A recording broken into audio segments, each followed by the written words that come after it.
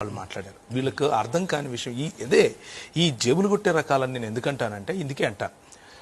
కాలిఫోర్నియాలో వెంకటేశ్వర స్వామి గారి టెంపుల్ ఒకటి ఉంది, మలిబు అనేటటువంటి ప్రాంతంలో.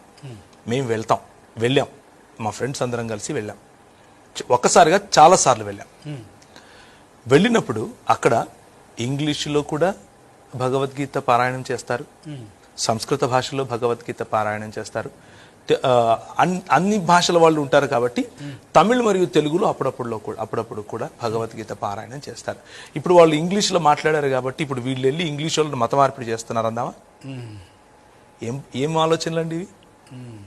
దీన్నే ఏమంటారంటే కూపస్థ మండూక ఆలోచనలు అని అంటారు. బావిలో కప్పల వ్యవహారం ఇదంతా. ఏంటంటే భాష అన్నది ఒక ప్రాంతానికి చెందింది, మతానికి చెందింది కాదు. ఆ ప్రాంతంలో ఉన్న ప్రజలకు మన భావాన్ని చెప్పటం కోసం భాషను ఉపయోగిస్తాం. అది తెలుగు అయినా, సంస్కృతమైనా, ఇంగ్లీష్ అయినా, ఫ్రెంచ్ అయినా, ఇంకే భాష అయినా సరే. ఇప్పుడు అరేబియా ప్రాంతంలో భగవద్గీతను మనము తెలుగులో పంచుదామా? అరబిక్లోనే పంచుతారు. అక్కడ అరబిక్లో ఉన్న వాళ్ళు చదువుతున్నారు.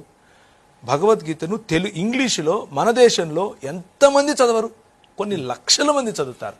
ఇప్పుడు ఇంగ్లీష్ భాష ఆంగ్లేయుడిది కాబట్టి మనం అవతల కొట్టేసామందామా? ఏంటిది? అస్సలు అది తప్పు లాజిక్ అండి నా ఉద్దేశం. నేను కూడా రాజేష్ గారితో ఏకీపిస్తున్నాను.